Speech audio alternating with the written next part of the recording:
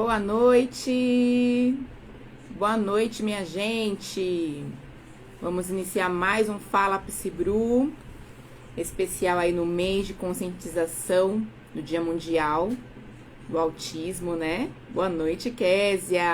Bora lá, vamos começar essa live, hoje muito especial, falando sobre a conscientização, né? Do universo autista. E hoje vou trazer aí, já ela entra, a Natália, minha convidada de hoje. É sempre muito bom, muito importante estar aqui. Bora, Késia, clica aí no aviãozinho, Késia, me ajuda a compartilhar aí. Boa noite, Jenny. Me ajuda a compartilhar clicando aí no aviãozinho, interagindo aqui nos comentários também. E hoje nós vamos fazer esse bate-papo aqui com uma mamãe atípica, com a Natália, trazendo aí a sua experiência, a sua história. Eu tenho certeza que vai impactar vocês, que vai trazer aí muito aprendizado, não é? Deixa eu ver se eu consigo compartilhar aqui também o link. Que mais pessoas venham para participar conosco. Separa aí seu caderninho, copo com água. Eu tô com a minha garrafona aqui, ó. Minha estratégia agora, tem que tomar de 2 a 3 litros, minha meta.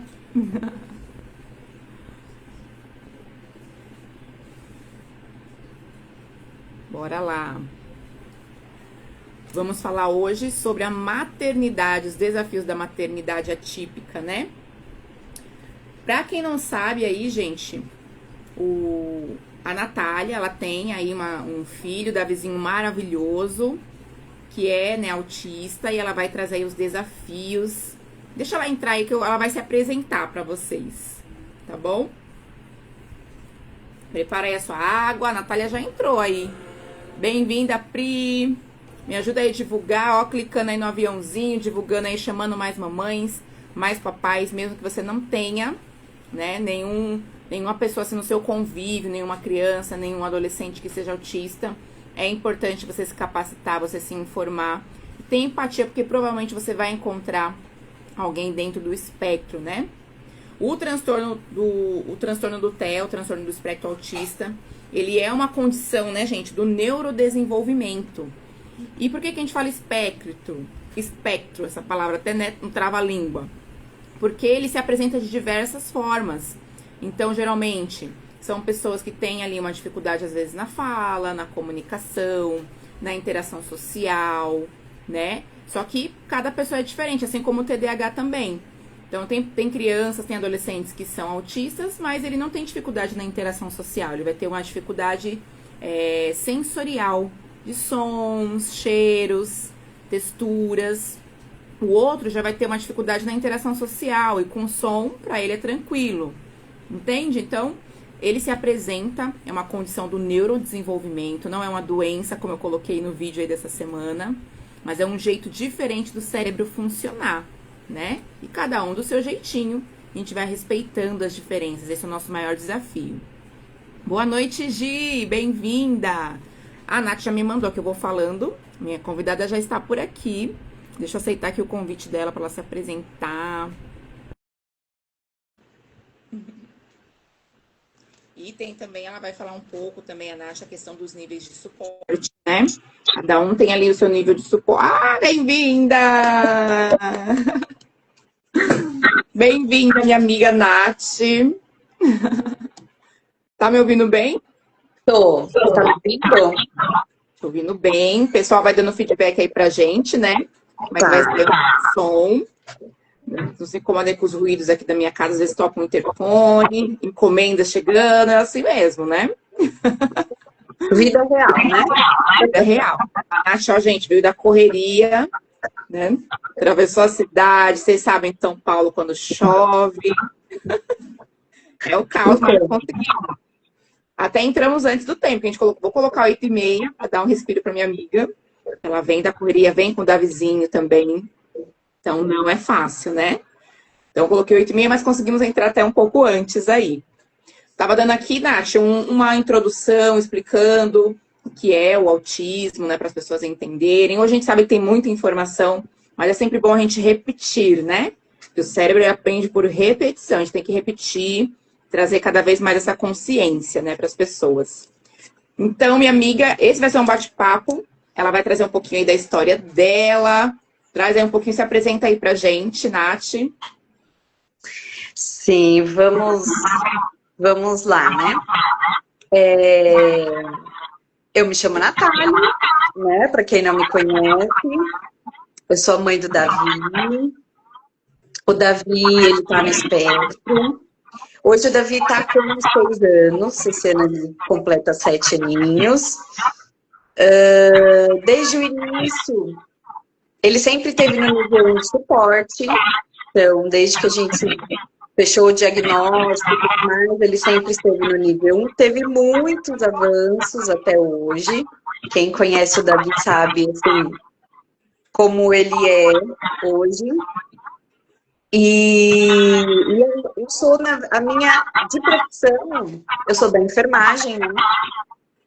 Mas eu sempre gostei muito, sempre me interessei muito pelos temas de desenvolvimento infantil, essa área da psicologia, eu sempre gostei bastante.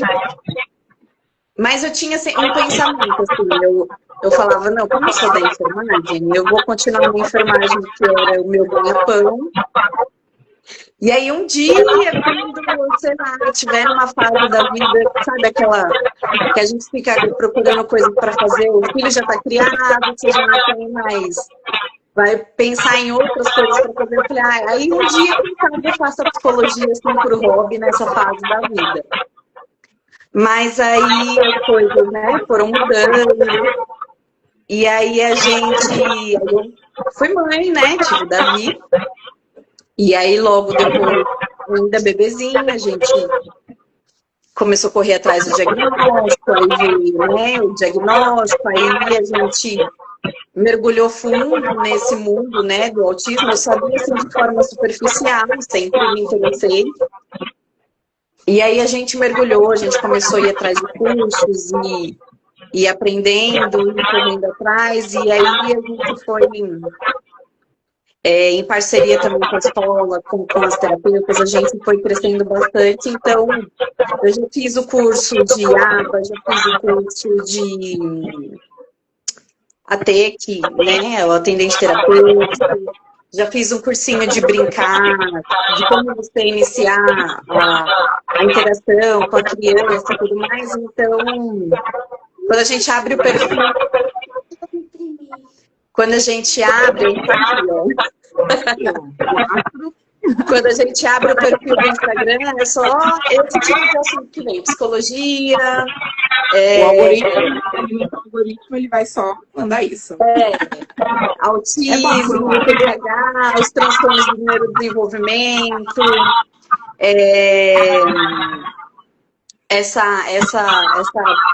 esse cuidado, né? Essa parentalidade positiva, que a gente, essa educação positiva. Então, são as coisas que eu gosto bastante, é o que a gente mais conversa aí pelas redes sociais. Isso é muito importante, vocês verem, né? Eu sei que tem as mamães, os papais aqui que me acompanham, e de buscar informação, né? Eu sempre coloco lá no grupo de pais, a Nath está lá no grupo de pais também, que nós somos pais que avançam, a gente não pode cair estagnado. A gente não pode ficar só no instinto, né? O nosso instinto ajuda, sim, muitas vezes, não podemos descartar. Mas hoje, com essa atual geração, tendo um diagnóstico ou não, precisa se atualizar, precisa buscar conhecimento. E se tem o diagnóstico, mais ainda, você não pode ficar parado ali, precisa buscar informação, que foi o caminho que a Nath, né, seguiu. Mas conta para nós, Nath, como é que foi receber o diagnóstico? Olha, foi bem desafiador. O que aconteceu com a gente aqui não acontece com a maioria das famílias, vamos dizer assim. Porque quando a gente pensa em ter um filho, quando a gente sonha, a gente não pensa nas coisas que podem acontecer, né? E aí, de repente, você depara com uma realidade bem diferente daquela que a gente imaginou. Então, ninguém pensa, né? Quando eu tenho um sonho de vou me casar, ou vou ter um filho, e eu quero que o meu filho tenha tal diagnóstico, que ele seja assim, que ele se comporte assim. A gente idealiza, né? Inúmeras coisas. E aí a gente precisa, de repente, se deparar com uma realidade diferente daquela que a gente imaginou. E aí, nesse processo todo, a maioria das pessoas, elas, dos pais principalmente, e da família, né, elas lidam com a negação. Sim. É muito comum nesse começo a gente negar, não, tudo bem, não, isso vai passar. Aí você procura um médico e o médico fala, não, mas tal criança levou tanto tempo para falar. E as coisas não funcionam bem assim. Então, com a gente, na verdade, a gente foi vendo as coisas acontecendo e a gente começou a fazer. O que tem que fazer? Tem que levar para terapia, tem que levar no médico tal, tem que fazer teste neuropsicológico, tem que procurar uma fono, tem que procurar uma psicóloga. Aí ia num pediatra, o pediatra não dava muito ouvido. E procura outro pediatra. Então a gente foi muito no fazer. A gente foi recebendo as informações e não tem que fazer terapia, tem que fazer isso, e tem que começar cedo, porque esse tempo, né, da primeira infância ali, ele é primordial, ele é valioso para a criança. Então a gente foi fazendo muito. E aí, quando as coisas estavam mais ou menos tudo sob controle, vamos dizer assim, né? As coisas já estavam meio que caminhando. Aí que a gente parou para lidar com o nosso processo interno, de como pais, de como a gente ia lidar com essa nova realidade. E foi bem no meio da pandemia, né? Então a gente teve várias questões, assim, ninguém podia sair de casa. Aí tem que fazer terapia, você tem que ir atrás, você não consegue, precisa do diagnóstico fechado para você começar a fazer a terapia com terapeuta ocupacional, com psicólogo e com fono, aí você não acha, o convênio que não libera, aí tudo fechado, aquela correria. Isso custa muito caro, então assim, foram inúmeros desafios, mas a gente foi andando e as coisas foram acontecendo, assim, o chão ia subindo, né? Eu costumo falar que a gente foi andando e Deus foi colocando o chão pra gente, porque tudo aquilo que a gente precisava foi acontecendo. Então, mas é bem desafiador, foi bem desafiador esse início, porque a gente entrou nessa questão frenética aí, de fazer, tem que ir para terapia, aí você precisa de uma coisa, você não consegue, aí tem outra, e aí não libera, tem fila de espera, você não consegue vaga, você tem que pagar porque o convênio não cobre, e quanto custa, e aí a gente foi depois elaborar essa outra parte, né, do processo.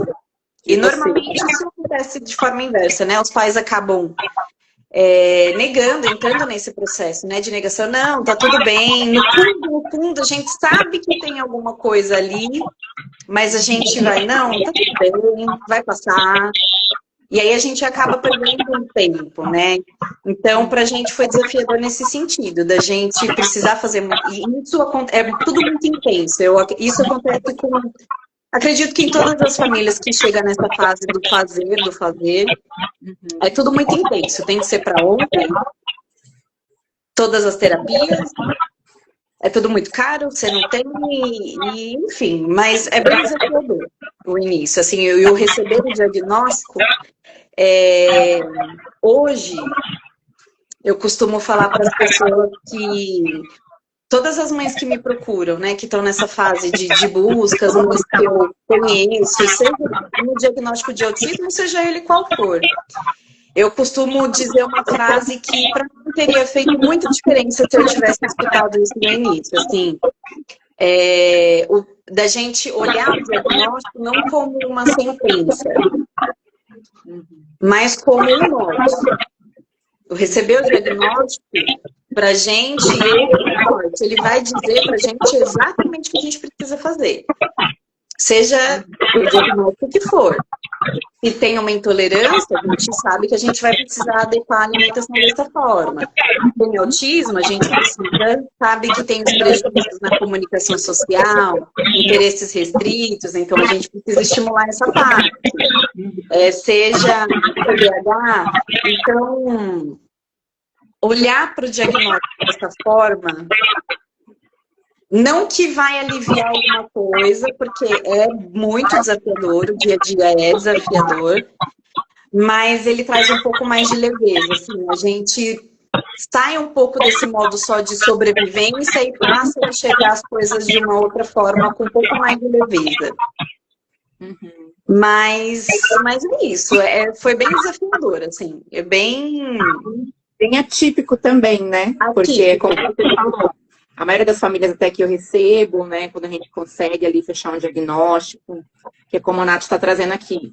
No Brasil, principalmente, né, nosso país sempre, né, atrasado, infelizmente, muito precárias coisas, até os profissionais, né, conseguirem falar a mesma língua, um tem um olhar, outro tem um outro olhar, né?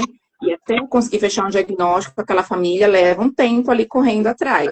Manda para um, manda para outro. E quando fecha o diagnóstico, realmente é um luto, né, para a família. Do filho ideal. Né? Que todos nós pais passamos por isso. Por exemplo, quando o filho chega na adolescência, você tem que enterrar aquela criança. Ele não é mais criança. Né? Agora ele é um adolescente. Então você vai ter que... Aquela criança que era... Então a gente passa por vários lutos no educar os nossos filhos. E quando é um diagnóstico, também é um luto de um filho idealizado, né?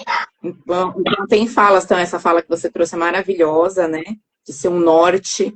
Eu falo para os pais também algo parecido, eu falo que é como se você estivesse num buraco, assim, alguém joga uma escada para você subir, para você sair daquele buraco. Você está cego ali, você não sabe para onde você vai. O diagnóstico é essa escada que você agora pode subir e saber o que você vai fazer. Né? É claro, como você falou, não invalida, né, a questão de toda dificuldade, todo desafio, mas tudo depende de como a gente está interpretando as situações, né? De como eu vou lidar com aquelas dificuldades. Mas bem atípico no sentido que a maioria das pessoas tem resistência. E vocês já foram para sair fazendo as coisas e depois lidar com o que a gente está sentindo, né? Que é algo também que acontece com os pais ou no início, ou no meio, durante o processo, de muitas vezes não olhar para si, né? Isso traz, às vezes, também um prejuízo para a gente, para o nosso emocional, mas que agora, depois, vocês começaram a cuidar também, né, desse olhar. Mas a maioria dos pais no começo esse baque, né? E por conta disso acabam até atrasando a intervenção, que tem que ser precoce, quanto antes, melhor, né?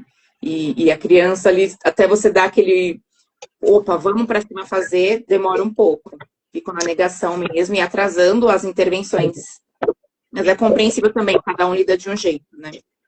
Eu costumo sempre falar, eu falo, eu entendo muito a dor que a outra mãe está sentindo. A gente sabe exatamente o que aquela família está sentindo. Mas, por outro lado, é um tempo preciosíssimo que a gente não pode perder esse tempo, sabe? Por isso que eu costumo dizer, eu falei, gente, eu entendo e é uma dor muito válida. É muito válido tudo isso que a gente sente, do que a gente vai precisar lidar agora. E a gente precisa, sim, olhar para isso. Mas, ao mesmo tempo, a gente precisa aproveitar esse tempo, né? Que a criança está até os 2 anos ali, a gente já começa a trazer esses estímulos para a criança, é uma época que a criança está com o cérebro ali todo em desenvolvimento. Então, qualquer estímulo, tudo aquilo que a gente precisa desenvolver, e que, na verdade, no autismo, aquilo que uma criança, né, no desenvolvimento típico, ela aprende sozinha. No autismo, alguém precisa ensinar para aquela criança, alguém precisa dizer, sabe aquela coisa do óbvio precisa ser dito? É que para a gente é óbvio, para a gente que aprendeu sozinho é óbvio, mas para a criança que está no espectro, se alguém ensinar para ela, ela vai aprender.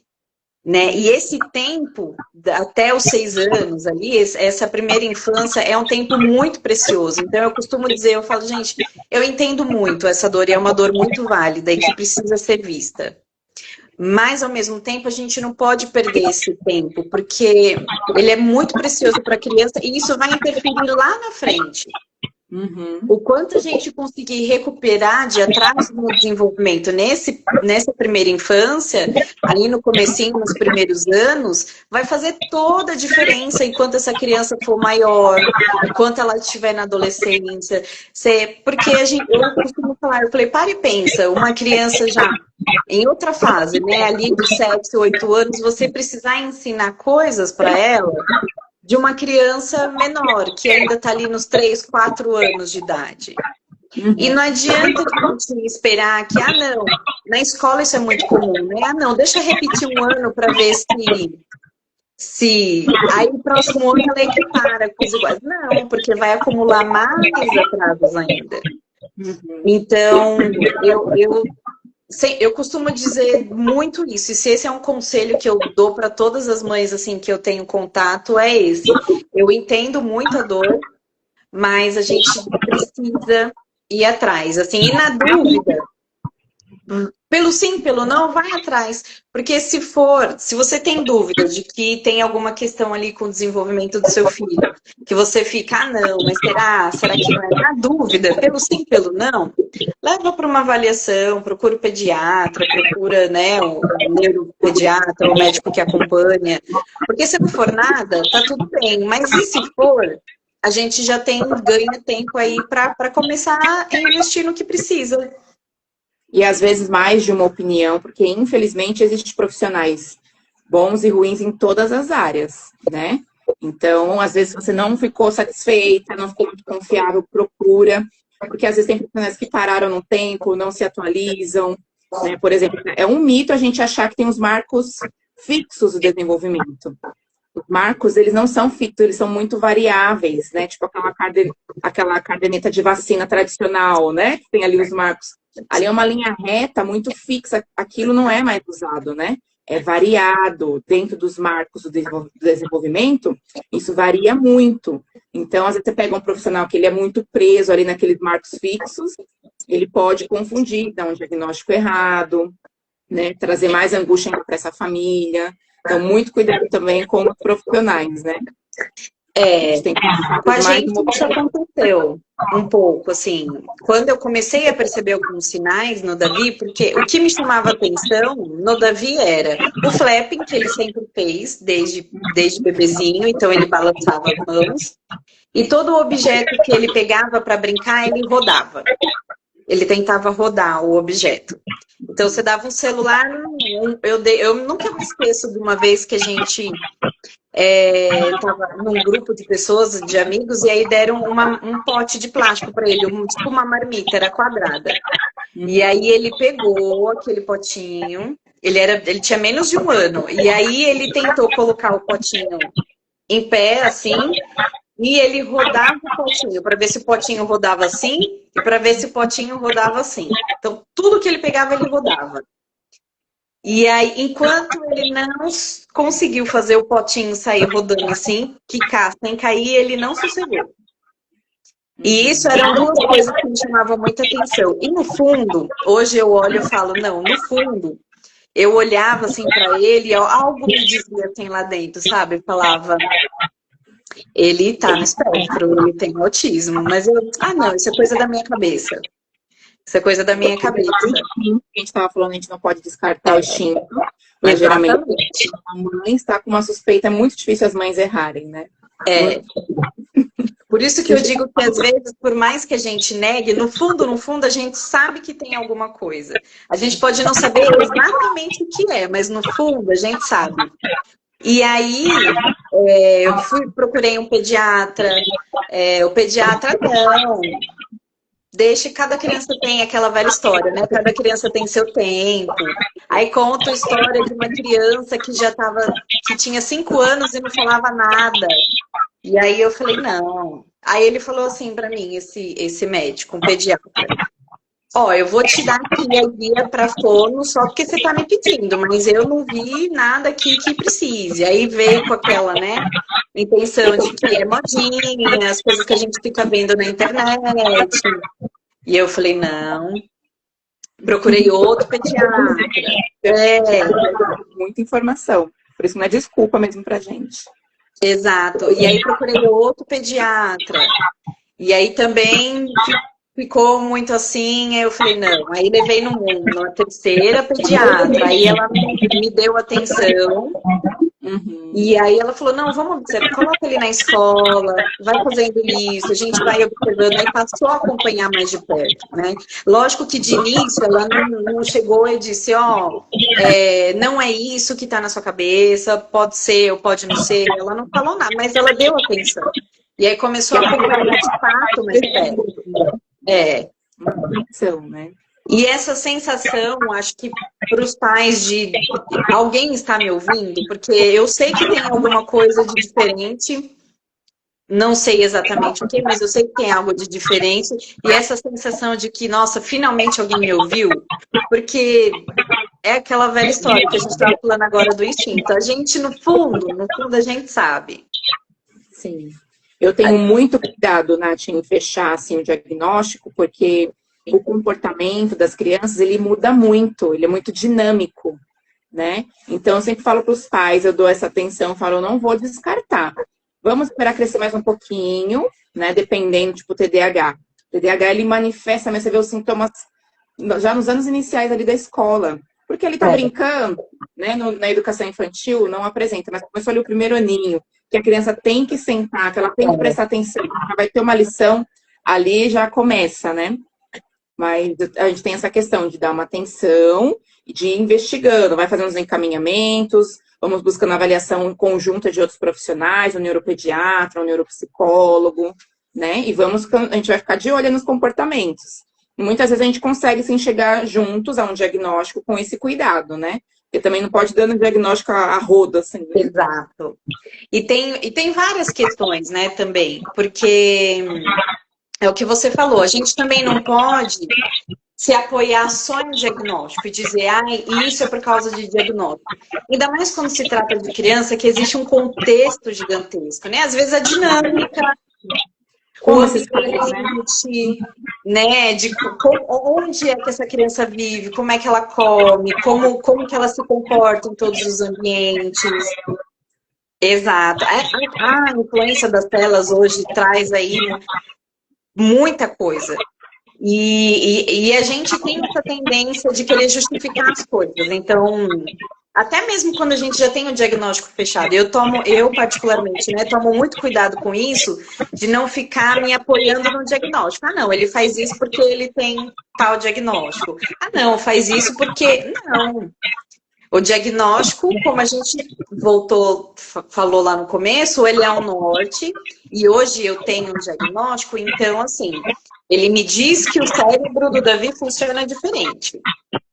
Mas ele é uma criança que vai ter as características do desenvolvimento infantil como todas as outras crianças, que vai ter comportamentos de criança como toda e qualquer criança, que vai fazer birra, que vai chorar. Não é só porque ele é tem autismo, né? É porque ele é uma criança, né? Ele é uma criança, então ele precisa ser ensinado a comer, ele precisa ser ensinado a usar o banheiro. Então tem muito disso. E hoje a gente busca muito a justificativa para os comportamentos nos diagnósticos também. E a gente tem que tomar bastante cuidado com isso. A gente não pode... Por isso que tem que ser uma coisa muito séria, né? Não, vamos acompanhar, vamos acolher, vamos observar, vamos ver. E se nada, vamos tentar um ajuste aqui, outro ajuste ali.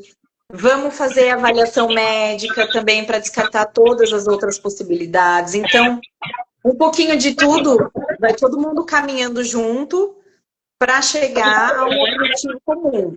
Mas é exatamente isso. Às vezes nem tudo é só o diagnóstico, né? E fechar um diagnóstico é muito sério, né? A gente vai criar algo ali que...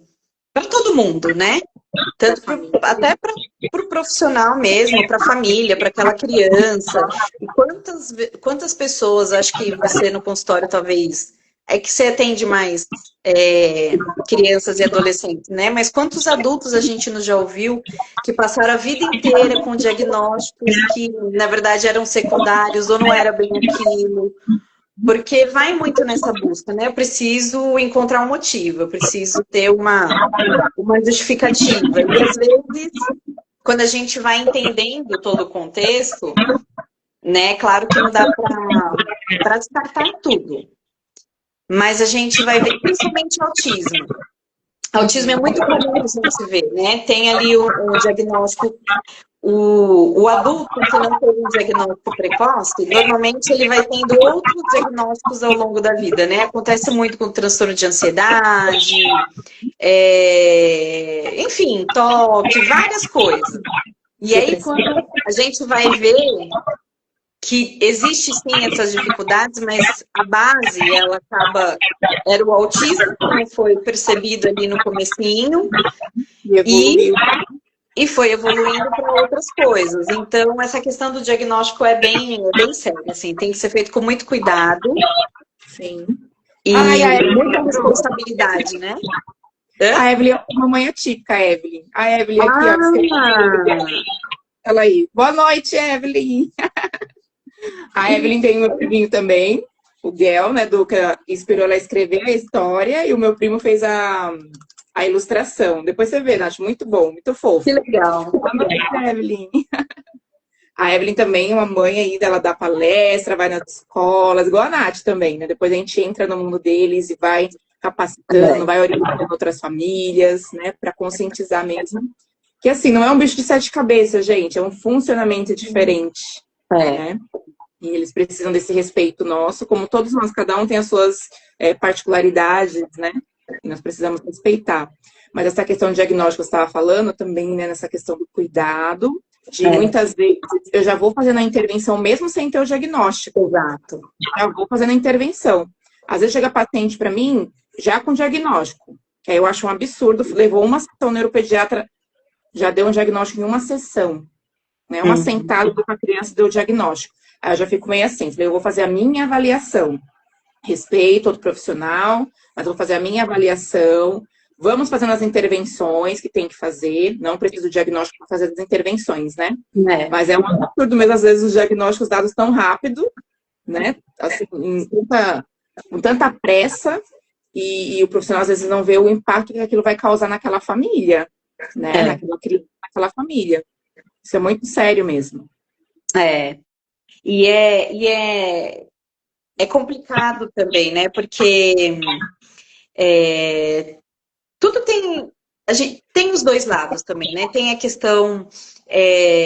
por isso é importante a gente buscar informações seguras, informações de pessoas confiáveis, informações sérias. Porque, por exemplo, se a gente digitar autismo... né? Vai aparecer coisas que você olha assim e você fala, meu Deus! E aí, para uma família que está buscando o diagnóstico, aquilo é desesperador. Você vai olhar e você fala, gente, é isso que vai ser do meu filho, da minha filha, né? É isso que vai acontecer, é assim que vai ser. Então, quando a gente para, e aí começa, né, ter esse filtro, e aí sim, tem o profissional, um bom profissional, ele vai acolher, ele vai entender, ele vai ouvir, e na dúvida, acolhe uma segunda opinião, né? Claro que no autismo é tudo muito intenso, assim, a gente só vai ouvindo o que a gente precisa fazer, e tudo muito rápido. Então tem que começar a terapia rápido, tem que fechar diagnóstico rápido, porque tem que ser rápido, porque tem que fazer logo, porque é um tempo precioso, porque a criança vai crescer, a gente vai ficando meio nessa... Não, tem que ser logo, nesse imediatismo, assim, nesse senso de urgência muito grande, né? E aí a gente acaba atropelando as coisas. Às vezes acontecem coisas assim. E aí, por exemplo, quando você vai investigar o autismo, a maioria é muito raro, eu, pelo menos até hoje ainda, não vi, na minha experiência, né, não profissional, né, de mãe, de quem estuda, de uma criança que tem autismo, só autismo. Normalmente tem outros, né, comorbidades que a gente fala, tem outros diagnósticos que vêm acompanhados. E aí, se a gente pudesse separar os diagnósticos, a gente vai ver que tem diagnósticos que trazem muito mais prejuízo. Eu conheço alguns adolescentes que têm diagnóstico de autismo, TDAH, transtorno de ansiedade, e um dia eu fiz a pergunta para ela, assim, eu falei, o que te traz mais prejuízo no dia a dia? Como que é o autismo para você? Ela falou assim, olha, o autismo para mim é o de menos, assim, o que me traz mais prejuízo no dia a dia, o que é mais difícil para mim é o TDAH. Que é o que traz mais impacto, assim, no dia a dia. Então, por isso que a gente precisa tomar muito cuidado, né? A gente tem que buscar, se a gente desconfia, a gente tem que buscar, tem o diagnóstico, fazer as avaliações que precisam, tentar acalmar o coração nesse sentido desse senso de urgência, né? O respirar fundo para a gente conseguir ter os diagnósticos certos, ter as informações certas e fazendo as coisas com calma, que as coisas vão acontecendo. Porque tudo que é muito assim, atropelado, muito rápido, a gente não tem bons resultados, né? Exatamente. Ô, Nath, conta um pouquinho aí, gente, se tiverem dúvidas, quiserem mandar perguntas aqui pra gente, tá bom? Pode ir mandando aí, que é legal vocês interagindo aqui com a gente também. Dá um feedback se o som tá legal. Pra mim aqui tá tudo ótimo, né, Nath, o som? Tá, pra mim também, tudo ok. Isso aí. Conta um pouquinho pra gente, um pouco como que é a rotina, né, de lidar com uma criança autista, como que é o dia a dia. Conta um pouquinho pra gente. Olha, a gente precisa fazer muitas adaptações, assim, vamos dizer. Eu tinha uma questão de tá tudo, de ser muito, de mudanças repentinas, vamos dizer assim. Vou dar um exemplo. Hoje eu estou pensando em ir ao shopping. Aí a Bruna me liga 15 minutos antes de ir pro shopping. Vem aqui tomar um café. Faz tempo que a gente não se vê. Não, vamos sim. Pega e vou. Uhum.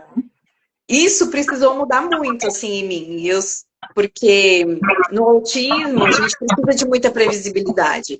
E mesmo tendo que trabalhar um pouco dessa flexibilidade, eu precisava medir muito quando eu ia treinar flexibilidade com o Davi ou não. Então, a gente precisa perceber quando dá ou não. Porque se a gente apertar demais, aí chega uma hora que a gente perde, ele acaba tendo crise. Então, isso é uma coisa que eu sempre treinei muito com ele, a flexibilidade porque não tem como a gente controlar a vida. Assim, imprevistos acontecem, coisas que não estão no nosso controle. Então, isso é uma coisa que eu coloquei no dia a dia desde muito pequenininho dele. Então, e as coisas precisavam ser muito pensadas, assim, tudo. Quando eu sentava para brincar com ele, era pensando em algo que eu pudesse estimular, que eu pudesse fazer ali, o que eu podia fazer em casa, porque a terapia não era suficiente. Uhum. Aí todo mundo fala, tem que fazer X horas de terapia ABA, tem que fazer X horas de terapia ocupacional, e às vezes a gente não consegue, e a gente começa a ficar angustiada. Eu ficava, não, mas esse tempo de terapia que ele tem não é suficiente, não vai dar.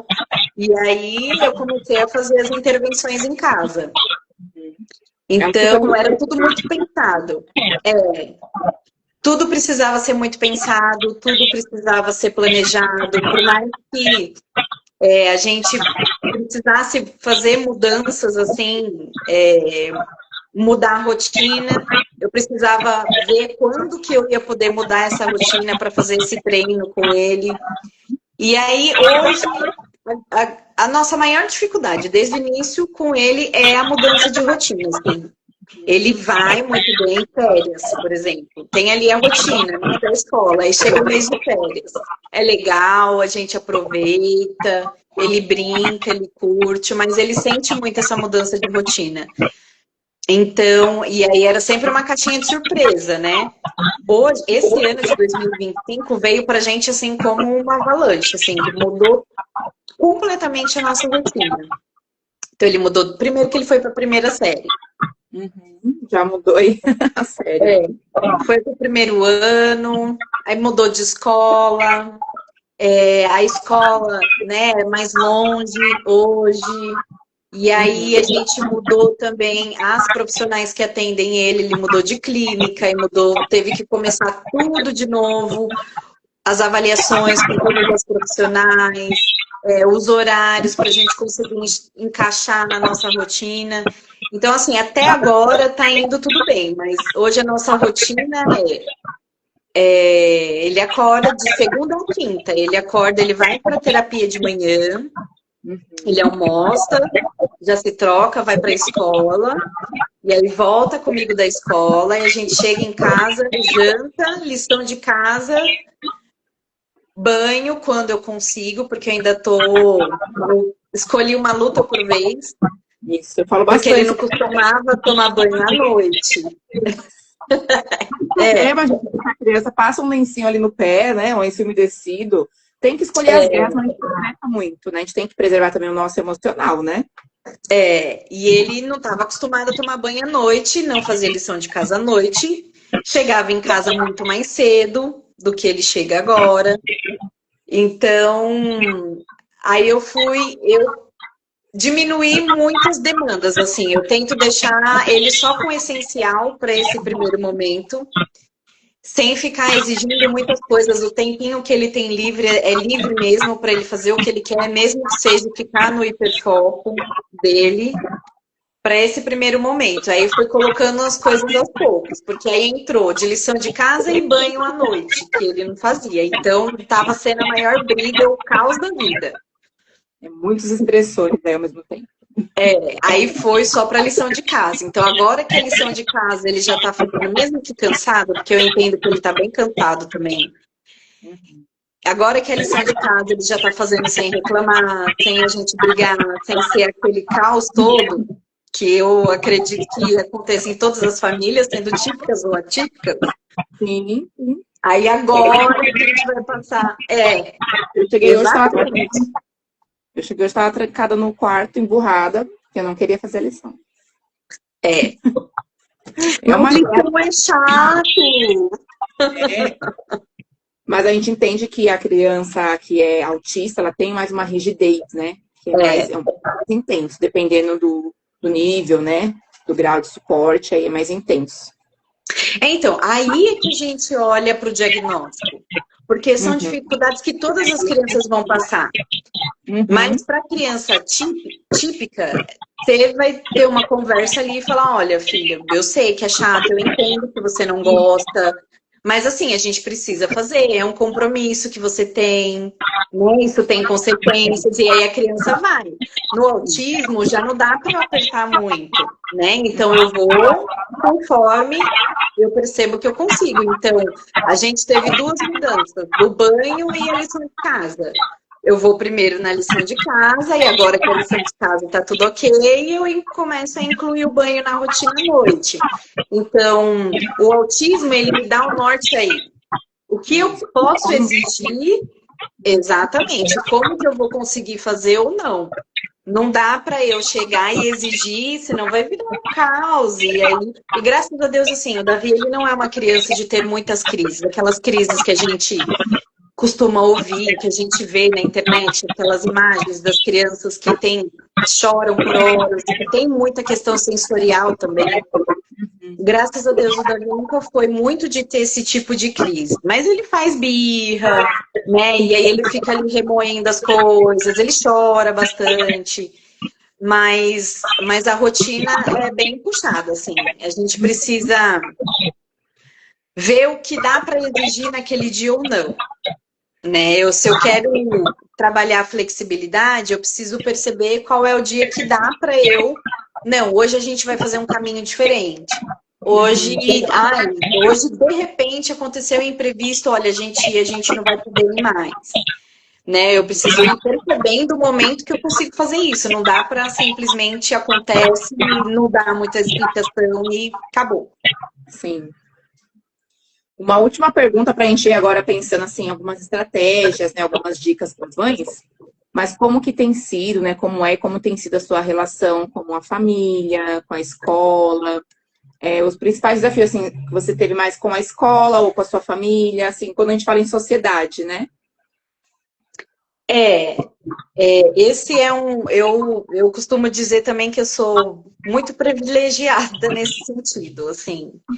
E eu reconheço e eu sei que a forma que aconteceu com a gente, que acontece, é a minoria. Eu queria muito e, assim, eu sonho que todas as famílias que precisem, né, que precisam lidar com o autismo no dia a dia, se elas pudessem ter uma rotina pelo menos mais parecida com a nossa, já ia adiantar, porque graças a Deus, assim, eu nunca tive grandes dificuldades em relação a isso. Eu sempre prezei muito pela parceria de todo mundo. Então, os terapeutas precisam ser parceiro dos pais, e a escola precisa ser parceiro dos pais, os pais precisam ser parceiros de todo mundo. E ser parceiro, eu sei que isso é difícil, porque ali o nosso lado instintivo e de mãe, assim, às vezes fala mais alto, é entender que o que eu posso exigir também daquele ambiente, né? A escola, por exemplo, tem uma professora com 20 crianças. O que eu posso exigir? É claro que tem coisas que não dá para abrir mão, mas tem coisas que também não dá para eu exigir da escola, que a escola não vai conseguir me entregar.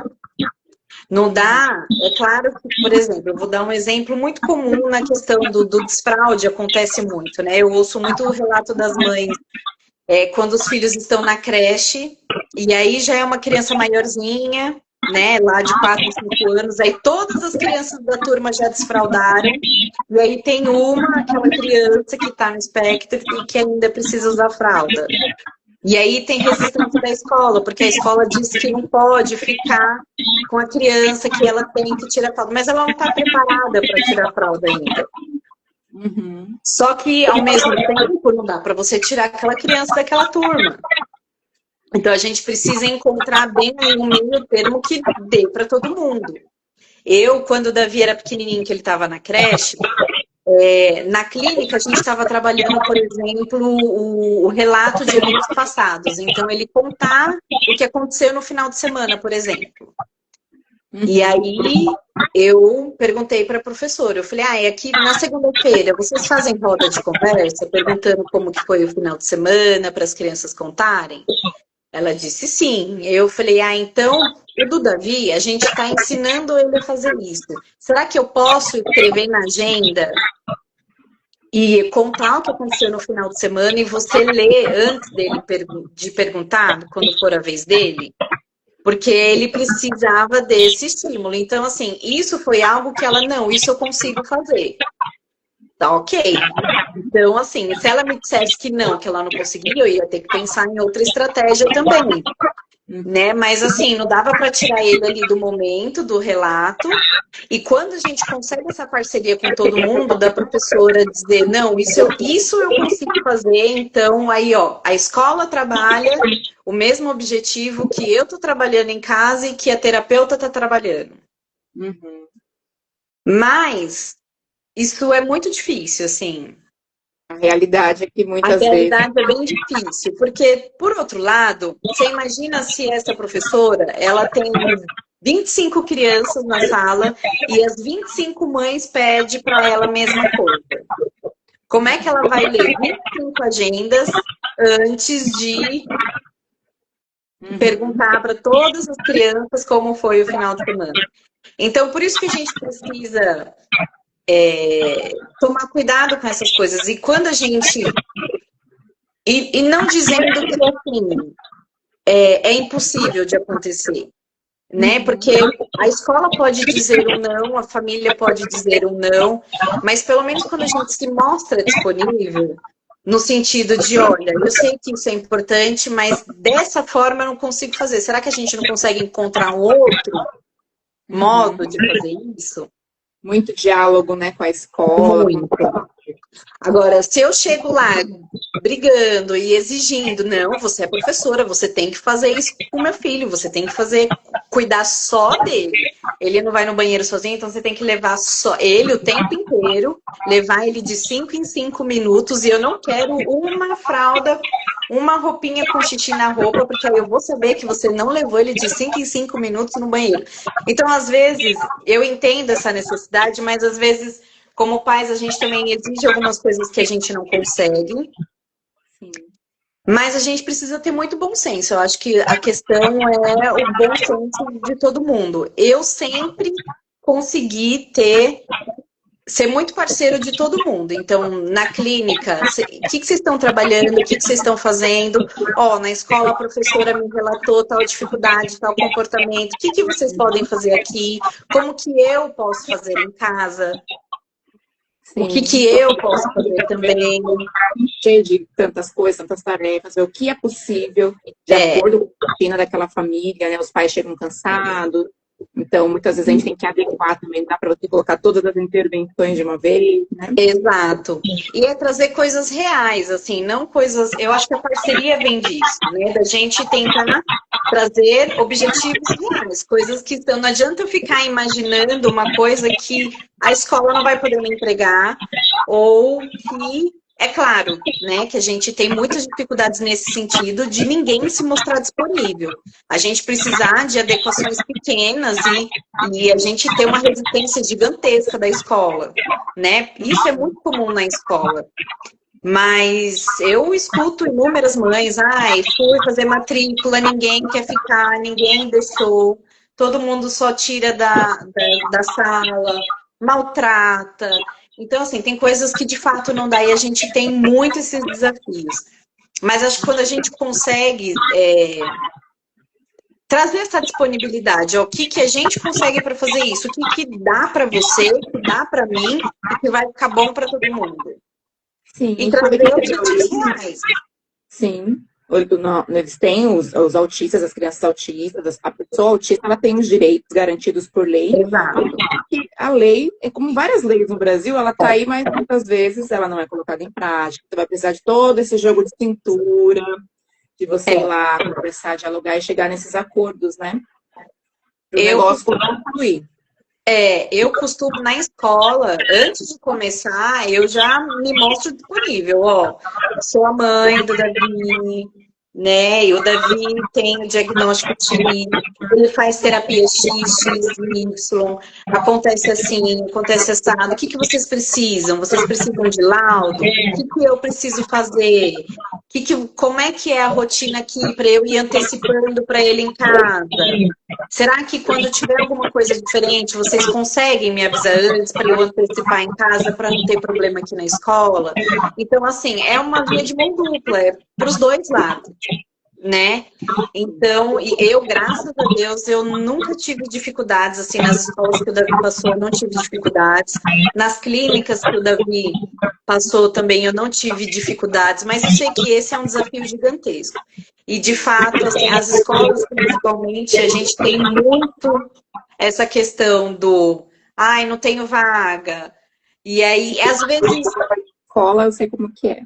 A forma que fala, né? Não é... Porque a gente entende que, poxa, é uma professora para cuidar de 30 crianças. E se você pensar que o meu tem autismo, mas o outro tem outro diagnóstico, outra criança tem outra dificuldade, outra criança... Então, assim, eu preciso pensar também o que eu vou conseguir daquele ambiente, o que dá para ser feito naquele ambiente. É claro que eu não vou deixar meu filho no prejuízo e com coisas, né, que são, assim, de maus tratos, essas coisas são inadmissíveis. Mas o que dá para melhorar? O que a gente consegue fazer? Esse é um desafio. A semana, sem ser a semana que vem, acho que é a outra, eu vou dar uma palestra numa escola para os professores, e ia ser uma escola pública. Então, quando a escola pública me chama, eu me mato, dou um jeito na agenda e vou, porque os professores precisam de informação de capacitação. E eles me falam isso, Bruna, tem a lei, mas você sabe, né? A lei, a gente muitas vezes, para colocar em prática, a gente precisa saber como fazer, como acolher, como lidar num momento de crise. Então, a gente vai lá, vou me desdobrar e vamos lá ajudar os professores. Mas olha, gente, que papo bom, né? Que papo maravilhoso, muito instrutivo, de muita orientação para vocês, mamães. Vai ficar salvo aqui, como sempre. Lá aqui no YouTube também, para depois vocês reverem, caminharem, tá bom? Vamos agora para uma parte, Nath, de estratégias aí de acolhimento, né? Quais foram as suas estratégias, o que você mais utilizou, assim, o que mais te ajudou para fortalecer o seu emocional, né? Falando agora de você, a mamãe. Olha, primeiro foi eu perceber, né, que de fato eu precisava elaborar alguma coisa aqui dentro que não estava legal. E isso aconteceu, eu precisei passar por uma situação, né, e aí naquela situação eu fiquei com muita raiva, assim, mas eu sou uma pessoa muito, eu penso muito, né? Eu sou muito reflexiva, assim. E eu tento trazer sempre para mim, no que eu poderia fazer, no que eu posso aprender, o que cabe a mim nessa situação. E aí eu comecei a me perceber ali, eu falei, não, pera, mas eu tô com raiva por quê? E aí eu comecei, percebi que eu precisava elaborar algumas coisas aqui dentro que eu ainda não tinha parado para sentir, porque a gente estava tanto no fazer, e que não deu tempo para eu perceber que eu precisava elaborar algumas coisas. E aí, quando eu tive uma situação, né, de exposição social, que ali eu percebi o quanto o comportamento do Davi era diferente do comportamento das outras crianças, e aquilo me doeu assim na alma. Eu falei, não, tem alguma coisa que eu preciso elaborar aqui, eu preciso entender o que é. E aí eu literalmente parei, né? Parei com tantos estímulos, assim, naquela coisa de ficar pensando no que eu preciso fazer, no que eu posso fazer em casa. Falei, não, eu preciso olhar para mim. O que eu tô sentindo? O que está acontecendo comigo? Qual é a minha dificuldade?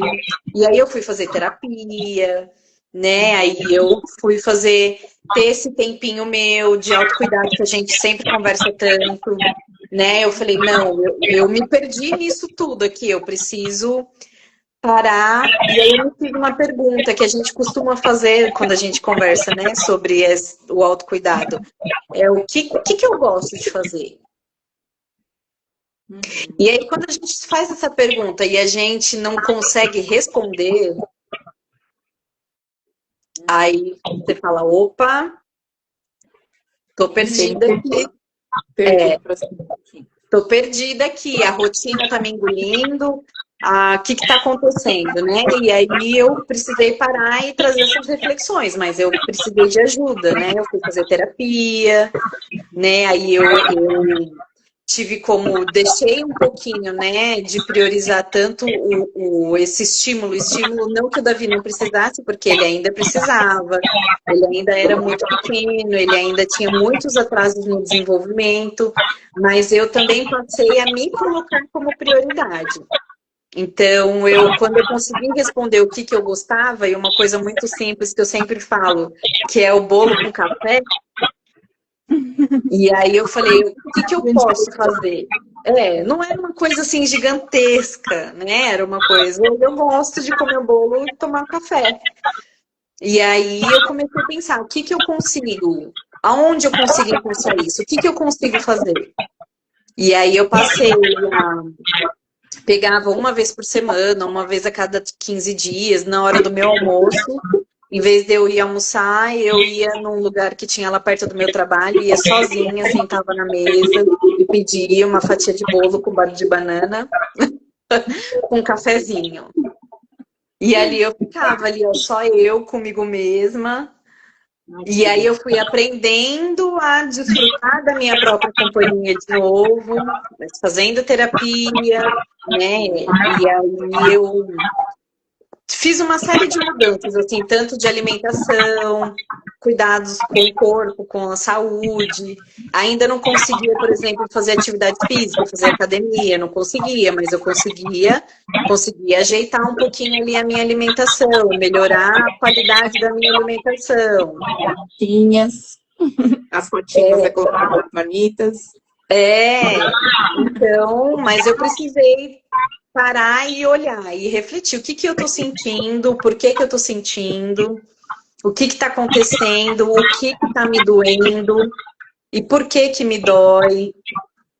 Então, mas isso não foi...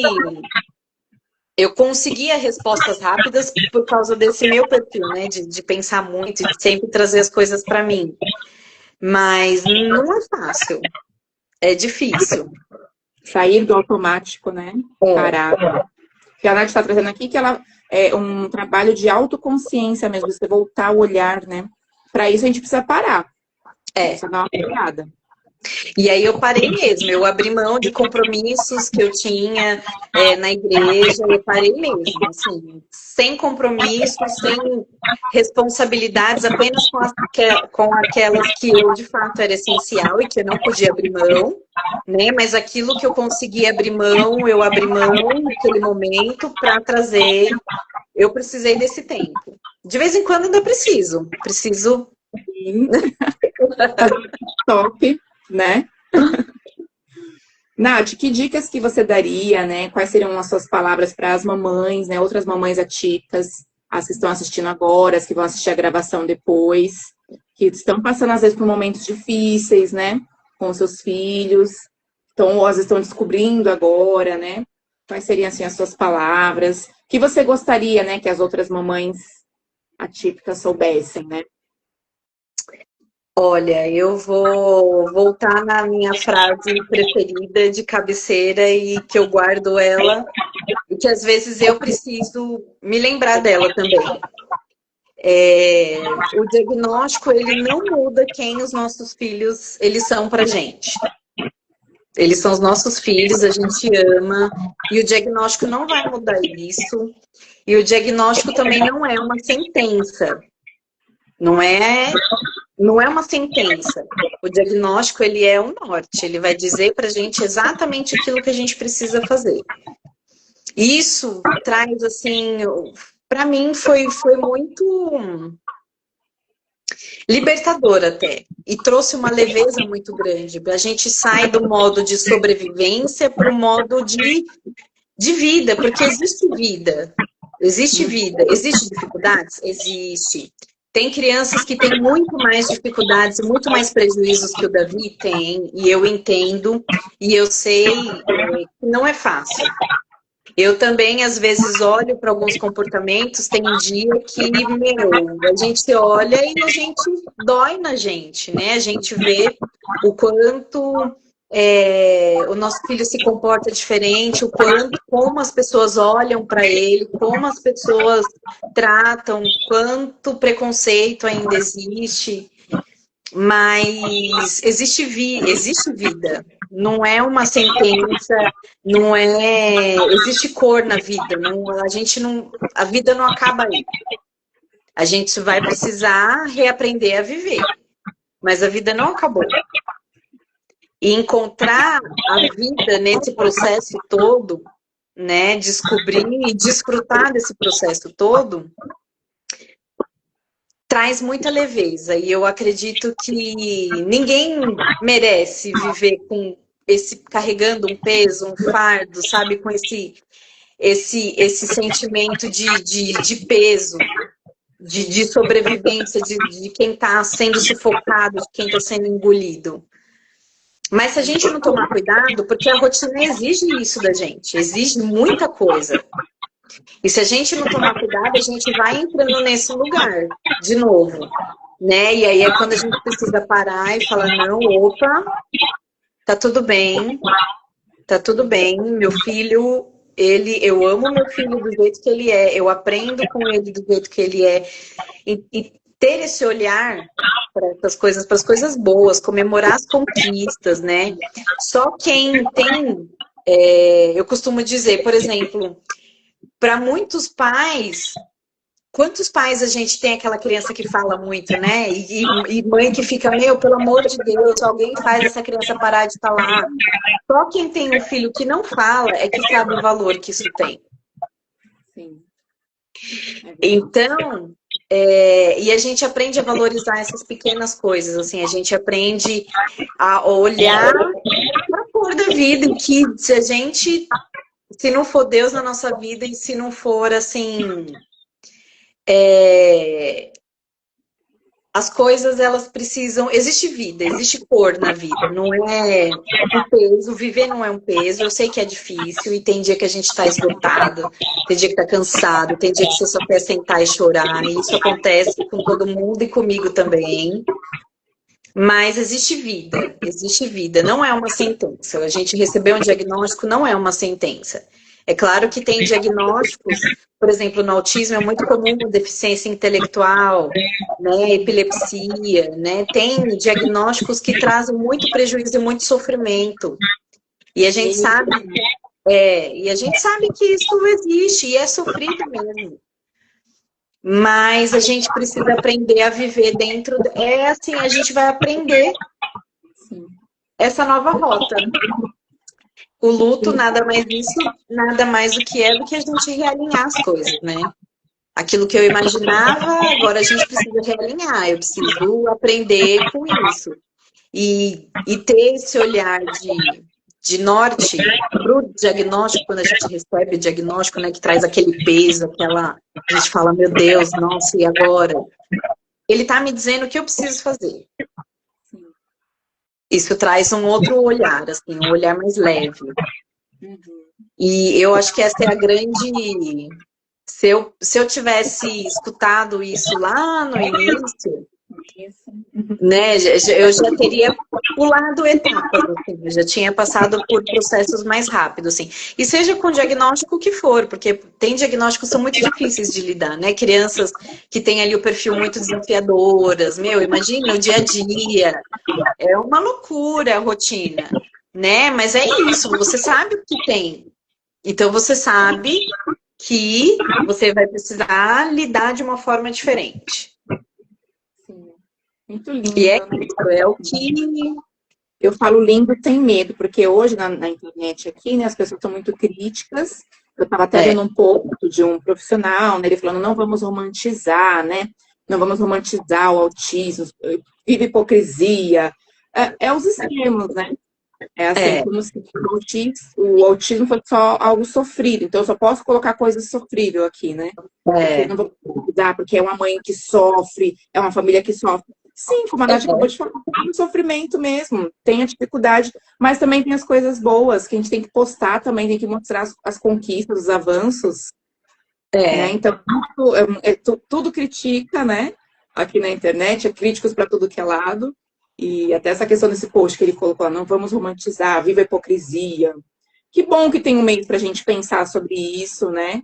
Até no post que eu fiz também, hoje, igual o Dia das Mulheres, igual todas as datas, não é só aquela... Mas tem uma data para que a gente possa pensar e refletir durante o resto do ano. A gente sabe que não é só no mês de abril, não é só o dia 2 de abril, mas é um mês que a gente para assim, para pensar de uma forma mais intencional, mas que vai refletir para o resto dos dias, né?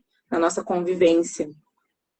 Muito lindo o relato, Nath, desse empoderamento, o seu processo de amadurecimento, assim, né? Desse desabrochar, desse se acolher. Fácil não é. Não vou dizer para todo mundo que é fácil, né? Tem dias muito, muito, muito dolorosos, assim. Mas quando a gente entra nesse lugar que a gente descobre que existe vida e que vai além, né? Vai além. Nossa, tem tantas belezas que a gente consegue ver. E é muito triste quando... Eu fico muito triste quando eu escuto mesmo alguém que fala dessa questão de vida, que enxerga a vida dessa forma, né? Com peso. Ai, eu não pedi para nascer. Ai, tem dificuldade? Tem dificuldade. Eu também tenho dificuldades, né? As crianças... as pessoas que estão no espectro têm inúmeras dificuldades, e é difícil mesmo, né? A parte sensorial é muito difícil. Se a gente tivesse, né, mais empatia, uma sociedade aí. É uma coisa que envolve muita coisa, né? Mas de pouquinho em pouquinho, né? De semente em semente, quem sabe um dia. Eu prefiro acreditar que o dia 2 de abril é para a gente lançar uma sementinha. Né? Tem muito desafio? Tem. Tem muita gente que fala muita coisa e não faz nada? Tem. Tem muita escola que diz que inclui e não inclui? Tem. Existe sim. Mas, assim, eu assumi esse compromisso, assim, de enquanto eu puder, e na oportunidade que eu tiver, de falar sobre autismo, para que as pessoas entendam e para que elas aprendam que é uma forma diferente, que a gente vai precisar se adaptar e que cada um tem ali as suas especificidades. E a gente vai lançando sementes. Em algum lugar, alguém vai parar e pensar, nossa, eu nunca ouvi falar de autismo desse jeito. Sim, em algum lugar, eu falo, não, nossa, eu não achava que era assim, porque se você for digitar, se você for fazer pesquisa, você vai conhecer, ver coisas muito boas, mas você vai ver coisas muito difíceis também de lidar, que você vai ficar assustado. Então, informação boa e informação segura, a gente precisa compartilhar e esperar. Porque é um trabalho de formiguinha, não adianta a gente querer que as coisas mudem de uma hora para outra, que não vão mudar. Se é uma sementinha que a gente vai lançar. Então, graças a Deus que tem no mês de abril, porque poderia não ter, como não tinha anteriormente. E aí a gente vive hoje, né, o reflexo disso, assim, de como o autismo era tratado lá atrás. Lá atrás, nem tão lá atrás, né? Porque é recente. De como as coisas aconteciam, então quanto a gente puder falar, a gente fala, porque é para conscientizar. Alguém em algum lugar um dia vai ouvir e vai dizer, nossa, eu não sabia que era assim, ou eu não imaginava que era assim. Poxa, nossa, é possível viver assim? É possível viver mesmo com diagnóstico? É possível isso? Quem sabe um dia eu consigo alcançar esse lugar, sabe? Então, a gente tem que falar assim. E aproveitar a oportunidade que tem. Estamos aqui lançando as nossas sementes, né? Essa live é uma semente. Nosso trabalho aqui, a Nath também divulga ali no Instagram dela, né, Nath? No tempo, assim, ela até colocou um Instagram de bem atípica. Ela vai no tempo que é possível, porque tem muitas demandas. Como todas nós, mas uma mamãe atípica, a demanda ainda é maior. Então, mas sigam a Nath lá, tá bom? Com certeza tem muitos posts. Ela até coloca lá a indicação de livros também, achei bem legal. Tava olhando no seu Instagram, achei bem bacana. Então, acompanhem também a Nath. E é isso, gente.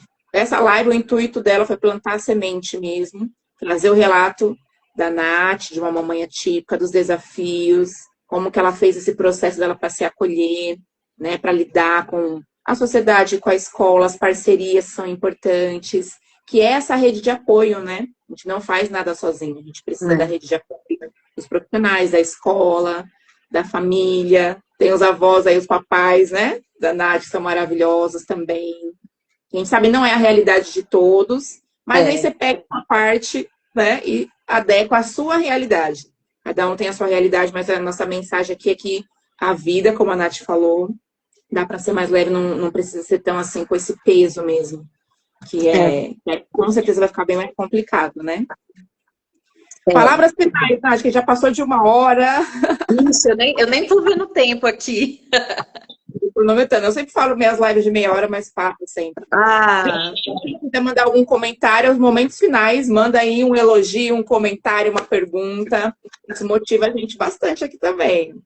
Manda, precisando. Agradecimentos aí. Não, agradecer pela oportunidade, né? Eu sou suspeita em falar de você, sou sua fã de carteirinha, você sabe. Para todo mundo que eu tenho oportunidade. Eu falo muito de você e do trabalho que você faz com as crianças, assim.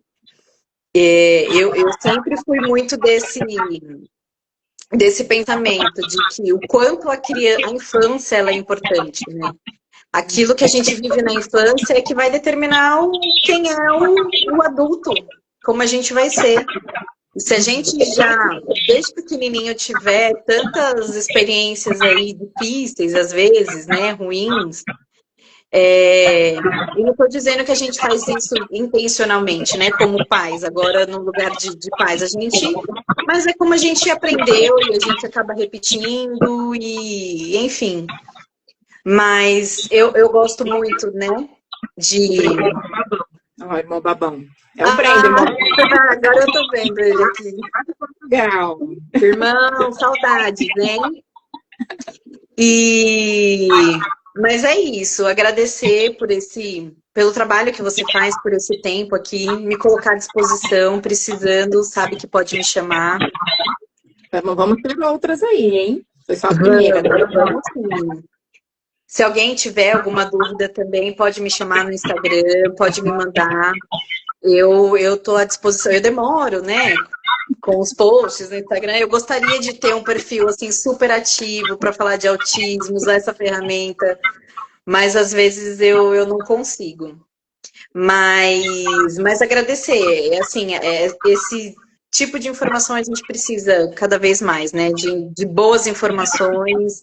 Eu acho que a gente tem uma nova... Essa questão, né, dos pais estarem buscando mais, graças a Deus por isso, né? Dos pais estarem buscando avançar, como está lá no nosso grupo, da gente ir aprendendo todo dia um pouquinho, isso faz muita diferença. E com certeza a gente vai ter aí adultos muito melhores que nós. Essa é a nossa missão, né? A gente cria os filhos, a gente não cria pra gente. A gente cria pro mundo aí, para uma sociedade. Então, bem, eu ouvi uma frase uma vez que foi assustadora, mas ela faz todo sentido. Uma pessoa falava assim: você quer mudar o mundo? Tenha filhos.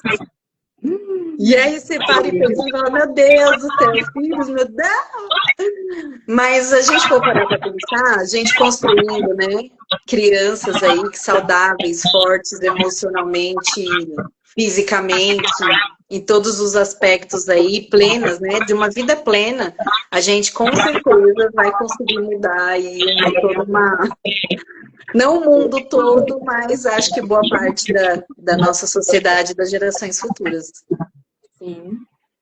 A Elô fala: mãe, ter bebê é ruim, dá trabalho. O pessoal fala que né? Eu não falo essas palavras perto de mim, gente, que essa geração tá perdida. Não. Não é uma geração perdida, né? Eu falei: não, filho é bênção. Eu creio assim, né? Eu tenho essa visão cristocêntrica também.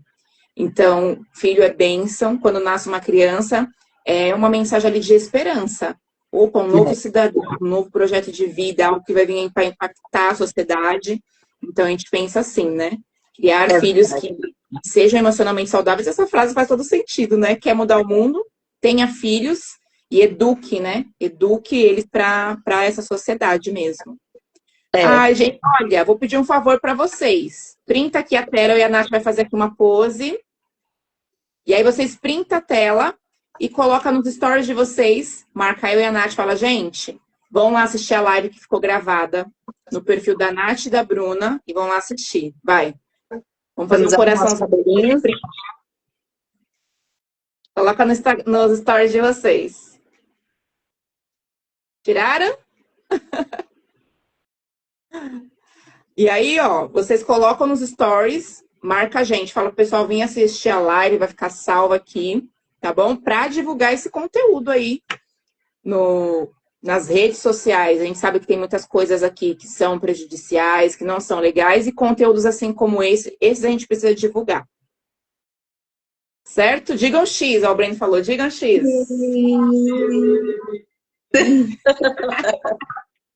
Coloca nos stories, tá bom? Nath, muito, muito, muito obrigado, muita gratidão. Eu amo você, a Nath é minha amiga pessoal, né? Somos comadres aí, madrinha dela de casamento, minha amiga, minha irmã em Cristo também. Eu amo sua vida e você sabe que pode contar comigo para tudo. E é isso aí. até as próximas, né? Teremos próximas, fiquem de olho aqui, que eu vou divulgando. Semana, a Nath até falou aqui no papo sobre alimentação, qual foram as ferramentas, né, que ela teve de autocuidado, incluiu alimentação. E por falar nisso, semana que vem vou ter uma live aqui com nutricionista, falando sobre alimentação aí na infância, na adolescência, vai ser maravilhoso também. Certo? Certo, obrigada, Bru. Também te amo, amiga. Saudades, viu? Obrigada, amiga. Te amo muito. A gente vai marcar aí já o nosso cafezinho, né? No privado, no offline. A gente tem que cultivar gente. relações offline. Beijos para todos. Boa noite. Boa noite. Tchau, tchau. Tchau, tchau, pessoal. Tchau, amiga. Tchau.